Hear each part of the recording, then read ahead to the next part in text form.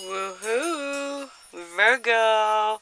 This is Mystic GLoLady. This is your reading for August of 2015. And this is a general reading, which means Virgo gets put into the first house, not necessarily the ascendant of your first house. The ascendant is the time of birth, the planetary constellation, the astrological constellation on the horizon at your time of birth. It is what sets up your whole chart. So if this is not resonating, then please go to your reading for your ascendant. My ascendant is in Aries, even though I'm a Pisces. So if the Pisces is not registering, go to the Aries. Because the Aries, your ascendant will at least set the house. Because when I'm going over here and I'm talking about the different houses, your life might not necessarily be in that form or fashion because of the ascendant. Okay? And that's your time of birth. So check out your time of birth and take it from there. So, Virgo, for the month of August 2015, the Sun. And I am teaching you, hopefully teaching you, the different glyphs and symbols. So this is the glyph for the Sun. And this is the glyph for Leo, because that is what the Sun is most comfortable in. And the Sun represents husband, wife, father, ego, male energy, and vitality. And don't forget your personality. Okay? So, the Sun is in Leo, and Leo is in your 12th house. Now, Leo, the pride, confidence, self-love, that's symbolic of a Leo. Okay? The 12th house is karma. It's hidden enemies, secrets, institutions, jails. The Sun is shining on that in the month of August. So is there some type of, whether it is healing or what can you do to change hidden the hidden institutions that need to be operated better? Virgo, you're good at organizing. How can you make a difference in those? Okay, karma shining down. The sun's shining down on that karma, Virgo. Okay, now we have a new moon. This is the glyph for the moon. This is the glyph for a new moon. There's no moon. Okay, and the moon is most happiest in the sign of Cancer. And we have a new moon on the 14th of 21 degrees in Leo. So the Sun, the new moon, is in your 12th house. So Virgo, there's a lot of things that are going to be going on in your 12th house in the month of August, okay? Because there's a whole lot of planetary aspects that are happening in your 12th house, okay? Now, we have a full moon. A full moon is a time of letting go, and that is in Pisces at 6 degrees, and it is also a super moon. It's a super full moon. Now this is in your 7th house. Your 7th house is partnerships, relationships, marriage, contracts, and Pisces, the sensitivity, the intuition, the psychic abilities, the full moon. You will know what needs to be let go. It's just if you will listen to yourself with those things that you know that need to be let go. okay, in your 7th house. What relationships are working? What relationships aren't working? Okay, Virgo? The ones that aren't working, let them go. Okay? So, Mercury. Mercury, the planet of communications. Here's the glyph. Mercury is comfortable in Gemini and also Virgo. And Mercury symbolizes your siblings, relatives, learning, memory. A whole lot of good stuff in there, wouldn't you say so? Okay, Virgo. Mercury is starting out the month at 17 degrees of Leo. So as I was saying, there's a whole lot of roaring that's going on in those hidden institutions, hidden enemies, hidden secrets, karma, jails, institutions, Mercury communicating. What kind of communications can you do to start to organize? Because Mercury is coming down here to Virgo on the 8th. And Virgo, organized, discerning, trusting. Mercury communications. What organized communications? Yourself. It's in your first house. Self, body, appearance. Mercury communicating yourself. How do I organize myself to communicate? And then it's moving up into Libra in the 2nd house with money, wealth, possessions, balanced equalizer. So in the communications, whereas we're roaring about the 12th house, what do we have that we can make a difference? Okay, a difference, change, organizing, balance. How can we communicate the change? So as we're starting out the month, we have Mercury over there, and Mercury is let's roar. And then it's going to be let's get a little bit of organizing to this roar. So it's not just talk, we're going to start organizing a little bit more walk. In that talk, we're going to get a little bit more balanced in what we're talking about. Now, Venus, the goddess of love, beauty, value, possessions, money. Here you have the glyph for Venus, then you have Taurus, and then you have Libra. Those are the planets that Venus is most happiest in. And Venus is in Leo, and it is retrograde at 29 degrees, and it is going back to 14 degrees by the end of the month. Now, look at what it says on the bottom.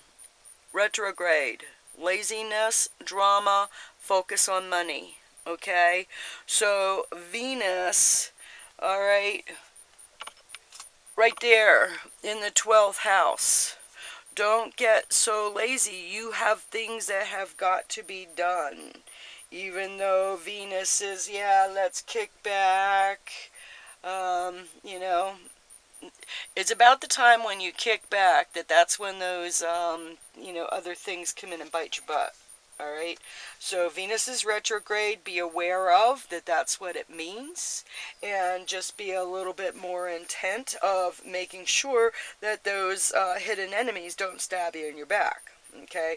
Don't be so loving that you you have your blinders on and you're not realizing that hey man, they just want to stab me in the back. Okay. Now, Mars, right here's the glyph, Aries and Scorpio for Mars, the masculine energy, sex, vitality, also the military, and a pioneer. Okay, now Mars is direct, and it is in Cancer. So it's going to start out, Mars is going to start out right there, and you are going to be working on your friends, because that's in your 11th house of friends and associates.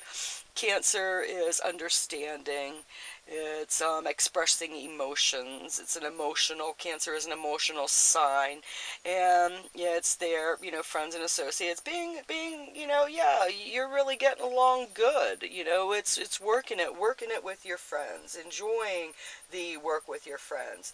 Now, Mars is going to change to, or progress to Leo on the ninth. So it's going to be moving up there. So as I was saying, there's a whole bunch of energy in Leo, in karma, and hidden enemies, institutions, jails, a lot of stuff that's going on.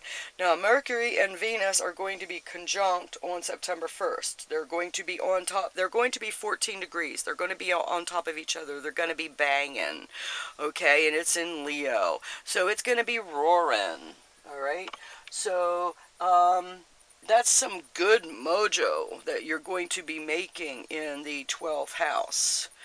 Okay, yes, communications, Mercury is already going to be in over here in Libra by the time Venus and Mars are conjunct on top of each other in the 12th house, they're going to be working it. And Mercury by this time is going to be, what do I need to say? Say what you mean what you say, don't say it mean. And it makes things a whole lot easier when honesty is the best policy. Okay, Jupiter. See Jupiter's sign. You also see Sagittarius. Jupiter is that spirituality, wisdom, abundance, expansion. Jupiter is multiplying. I like to say just Jupiter is multiplying. Whatever it touches, it enlarges. And Jupiter is also starting the month in Leo at 27 degrees. So look at all that. That is multiplying. Okay, the beginning of the month, Jupiter is there. But then on the 12th, Jupiter changes into the sign of Virgo. So the multiplying. Okay, what is multiplying in your first house? Okay, Jupiter is going to be blessing you, Virgo. You're going to be blessed for, well, till September of 2016. It's going to be in the sign of Virgo. So Virgo, get ready to be blessed. It is going to be a good time for you. It is going to be very expansive for you. All right, starting or leaving them where they're starting out at, instead of moving them where they're progressing to for at least the beginning of the month. Not to get you too confused. Hopefully I'm not getting you too confused and you're following, and you'll learn the different things, my little cheat sheets. So when you're listening to people talking about astrology, it's like, okay, I know now, instead of just listening and hearing the words that we are expressing. Because astrology, it takes a lifetime of learning in order to really understand it. So hopefully I can help you learn it a little bit faster. Okay, Saturn. Saturn is in Scorpio. And Saturn has been retrograde. And if you look at the bottom, what Saturn in retrograde, it's slow for business, loss, depression, and pain. So being that it's in Scorpio, okay, Scorpio is in your third house of communications, siblings, short trips. Okay, now Saturn was retrograde, but it's going direct on the 2nd. So it's still going to be in Scorpio at 28 degrees for the whole month because Saturn is a slow-moving planet. But what are those lessons in the communications, the siblings, the short trips? That's what's going to be on top of you. The structure, the karma, the business, the restraint. Okay? So in your third house, communication, Scorpio is always, kind of like the hidden. Let me hide. Let me be behind the scenes. I don't really want to come out and be I don't want to be a chatty Gemini, because Geminis love to chat. Scorpios like to keep their emotions hidden. They like to stay in behind, in the dark. You know, Scorpio is symbolic of Scorpio. You know, Scorpios don't usually hang out. They usually like to crawl in under. They don't like to be out into the open. Okay, so Uranus is unexpected, and Uranus is in Aries, and it is retrograde. So, if you look again at what Uranus retrograde, it is the individual, the nonconformist. Okay, Aries is out of the box. Uranus, the unusual, change, freedom. What are you creating new? And it is in your 8th house. Inheritance, death, taxes, karma, karmic past, karmic relationships. What is going on? Unexpected change. Ooh. Who are you expecting some money from, Virgo?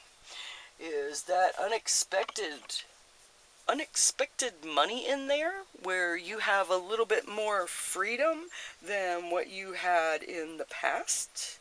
Is that what's going down in there? Now, it is only going to be going back to 19 degrees. So it's going to be hanging around in Aries in your 8th house for a while. Okay? So, unexpected change. Keep an eye out. Neptune. Neptune is that illusions, delusions. It's in Pisces, which it is most comfortable in Pisces, and it is retrograde. So if you look at the bottom, it says truth is revealed. Psychic abilities, retrograde. Right now, grasp your intuition. Listen to that still small voice that speaks within you. Okay? Listen to your gut. That's your God unto thee. If people fill your head with their thoughts and their beliefs and it goes against your gut, that is your heart mediator who will let you know. Okay? So if it's not all lining up, then Neptune is revealing the truth. Okay? Neptune in Pisces in your 7th house of partnerships. Okay, you're going to be feeling it. You're going to be more intuitive. So pay attention to what is working and what is not working. Remember that full moon is time to let go. If it ain't working, it ain't working. It's cleansing those relationships that do not work. See them for what they are. Okay, Pluto. Pluto is that change and transformation, and it is in Capricorn. And Capricorn is ambition, determination, perseverance. It's a business, governmental type of entity. And it's in your 5th house of fun and creativity. So, Pluto retrograde, dealing with inner fears. Dealing with inner fears in your 5th house. Fun, creativity, sex, children, change, transformation. Are we getting a little bit worried about having too much fun, Virgo? We know that you like to be organized and structured already, and it's like, whoa, you mean I have to have fun? Does that mean that there's children on the way? Pluto, change, transformation. So, Pluto, if you do not want to have, or Pluto, sorry, Virgo. Pluto in your 5th house, okay? If you do not want children, be one of those who is aware that the possibility of having children is going to be increased in the month of August. Okay? At least that's what they're telling me now. Alrighty, so the tarot. When I work, when I do anything, I always try to surround myself in the white light. And when I do the readings and surround myself, my readings, when I surround myself with the white light, what comes through me is not of me. And my purpose is to have a good time. That is my intent, to make your day a little bit lighter, to make you smile a little bit more. And no, I do not cheat and stack my deck. Okay? It's too easy to cut them, you know, or, you know, cut and edit. And no, I do it straight up. What I say, you know. Okay, on the bottom, the Fool, the happy-go-lucky of the childlike attitude. That is beneath you, what you have to work with. Work with that childlike attitude. Work with that childlike attitude, because it's much easier to see things in positive ways when you work with a childlike attitude. You know how children, they forgive and they forget quite easily. When do we stop becoming that child? Okay, Virgo, Ace of Pentacles. Ooh, Pentacles is money. You're all about it this month, Virgo. You're on top of it. You know, I mean, it's about time. All that planetary that's going on in the 12th house, you know, it's cleaning out your closets, and you're happier for it. Okay, you're on top of it. You're making a few dollars. You have the energy to carry on. Now, in your second house, okay, we have the Ten of Swords, the ruin. All right, now Libra is in here, and Libra is that balance. The second house, earnings, wealth, possessions. Okay, watch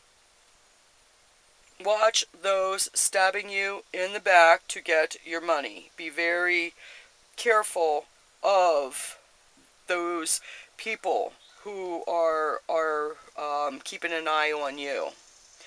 Okay, there's people who are keeping an eye on your cash flow. So watch where you are communicating your possessions, because remember what I was saying about over there in that 12th house. All right, there's people who aren't really nice. So be aware of who is and who isn't, and never let people into your inner who don't fill your inner. Okay? Now, in the third house of communications, siblings, short trips, you have the Three of Wands, the established strength, the work in it.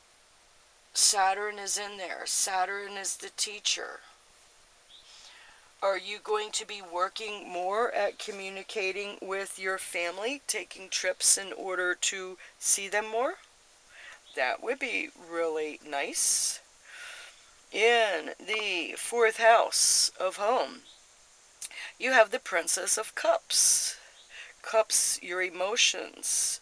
In your fourth house, Sagittarius, fun-loving. Ooh, is there a new little one coming into your home this month, Virgo? Interesting. What kind of little one are you bringing into the home? It is some new energy that is coming into the home. Now, in the fifth house, the fun, creativity, sex, children, you have the Hermit. And Pluto is in there. Okay? Are you deciding to stay in more than to go out? Are you aware of, if you spend more on your friends, that it's not going to benefit? Okay? Now, in the sixth house, the health, work, services, daily routines, you have the Seven of Cups, the illusionary success in your work sector? Are you looking at changing, doing different types of work? Is the work that you are doing, is it paying off emotionally? Do you need to work on the emotional security, the emotional health? What you are doing, where is that there is not, you are not as happy as you can be? Is it tied to your personal funds? Is that part of that needs to be changed? Now, your seventh house of partnerships. You have the Death card, the ending of, the beginning of something new. Now, this is partnerships, relationships, marriage, contracts. Are we seeing them? We have Pisces in there, Neptune, the illusions, delusions, but remember, it's coming off. The rose-colored glasses are coming off. So the end of, in the partnerships, relationships, marriage, contracts. What is the end of? As end of, there is always new beginnings. This doesn't mean that it is the end of a relationship per se. It means it is an end of a relationship as it has been. Things have to change in order to get that emotional security back up again. Now, you have in your 8th house of inheritance, death, taxes, past life relationships, you have the Magician. How can I make things happen? You have the ability, you have the power. Remember, we have the Uranus that's in here, Aries. Independence and change. Uranus is change. Things are changing, and you have the power to make that happen. All right?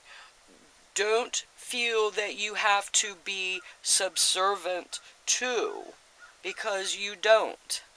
All right? You have the power to make that change, but you are going to be fruitful in it in the end. Don't forget that. Even though there might be a little kinks in the road as you're going along that road, that doesn't mean that you will not make it to that destination.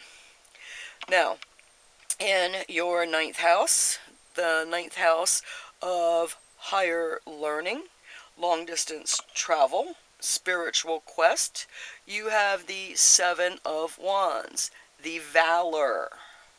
You have traveled, you have learned, and it is coming into good use at this time. You are using the information, the knowledge that you have gained wisely. So that's a very good one, Virgo. Now, in the 10th house. In the 10th house of career, status, father, you have justice. Okay? Justice in the career. Does that mean that justice, you are serving justice a pawn? Because of it being a general reading, I can't get into nitty ditty. Anyhow, I can't get into detail for each of you. That is what a personal reading would be all about. Okay, so in looking at it symbolically in your career, it's saying justice. It's saying, yeah, I deserve it, and my credit is due. All right. So, in the 11th house of friends, associates, your hopes and wishes, you have the King of Wands. And you are going to be working it with your friends and associates, the partnerships, the emotions, the Mars, the work. You're working it. You're working it.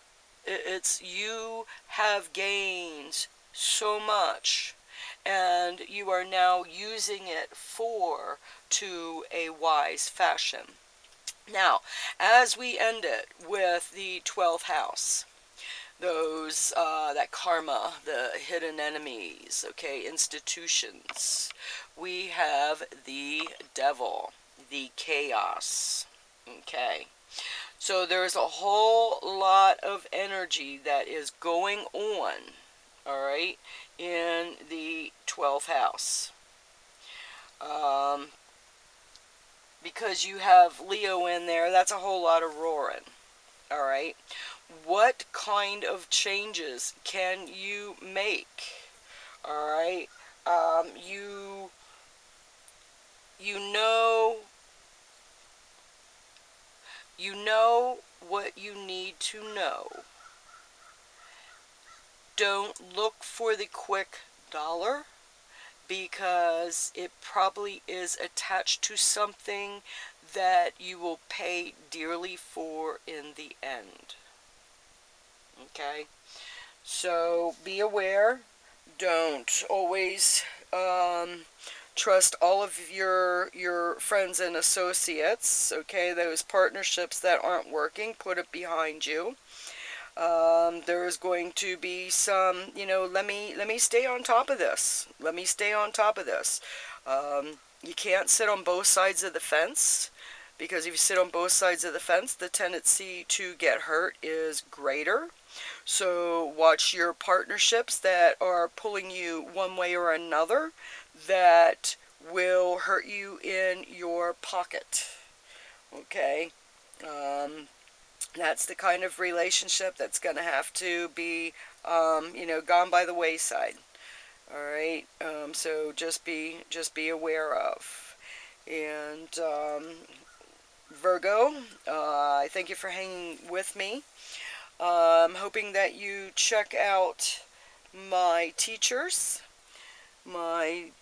of teachers video, and that will talk to you about Kelly Beard, Carlos Bonacci, and Suspicious Observers. They are three teachers that I have learned much wisdom. And if you would like a private reading, consultation, I have all different kinds. Check out my website.